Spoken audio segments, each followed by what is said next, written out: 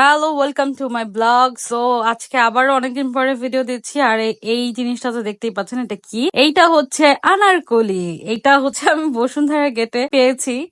তো অ্যাকচুয়ালি আমি প্রথমে একদিন দেখছি, তো আমি ফার্স্ট বুঝতে পারিনি যে অ্যাকচুয়ালি এটা আনারকলি কিনা। পরে দেখি যে না, এটা আসলে আনারকলি। তো আমি কিনে নিয়ে আসছি এবং এখন আমি এটা কক্সবাজারে যেভাবে ঠিক করে, মানে ওরা যা যা দিয়ে এই ভর্তাটা বানায়, আমিও সেগুলো ভর্তাটা বানাবো ওইভাবেই। তো আমি প্রথমে হচ্ছে আনারকলি গুলোকে ভালোভাবে একটু ধুয়ে নিলাম, তারপরে হচ্ছে মুখটা ভালোভাবে একটু কেটে নিলাম। আর আমি একটা ছোট চামচ দিয়ে, মানে এটার ভিতরে যে ইহাটা আছে, অ্যাকচুয়ালি এটার কিন্তু আরেকটা নাম আছে প্যাশন ফ্রুট। তো বেশিরভাগ মানুষ আনারকলিই বলে। তো এইটা কিন্তু মানে নর্মালি যদি খেতে চাই, মানে এটা কিন্তু খুবই সাওয়ার। কিন্তু এইটাকে আমি খুব সুন্দর করে ভর্তা করব। তো আমি হচ্ছে তিনটা আনছিলাম, তিনটা না সরি চারটা আনছিলাম। প্রথমে একটা দুপুরবেলা বানায় খেয়ে ফেলছি আমরা, যখনই আনছি সাথে সাথে আমার আম্মু বলতেছে একটু বানা, তাহলে খাই ফেলি। তো বানায় টেস্ট করে দেখলাম যে অ্যাকচুয়ালি কি কক্সবাজারের মতো লাগে কিনা। তো অ্যাকচুয়ালি কক্সবাজারের মতোই লাগে। তো এখানে আমি যে প্রথমে লবণ দিয়ে নিচ্ছি।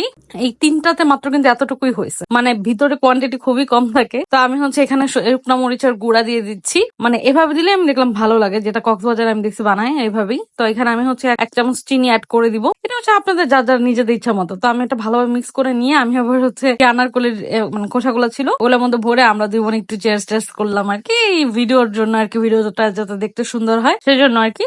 এই হচ্ছে আমাদের আনারকলির ভর্তা। আর কি বলবো, এটার স্মেলটা না আমার কাছে এত এত বেশি ভালো লাগে যা বলার বাইরে। দেন হচ্ছে আমরা আবার কিন্তু পরে বাটিতে, দুই বোনে বাটিতে এটা করা শেষে আবার দুই বোনে ওই বাটিতে নিয়ে পরে হচ্ছে আমরা সব মিলে খাইছি। খুবই মজা, খুবই মজা। সো আপনারা ঢাকায় যদি কোথাও পান তাহলে পেলে অবশ্যই খাবেন। তো আজকে এই পর্যন্তই, দেখা হবে নেক্সট ভিডিওতে।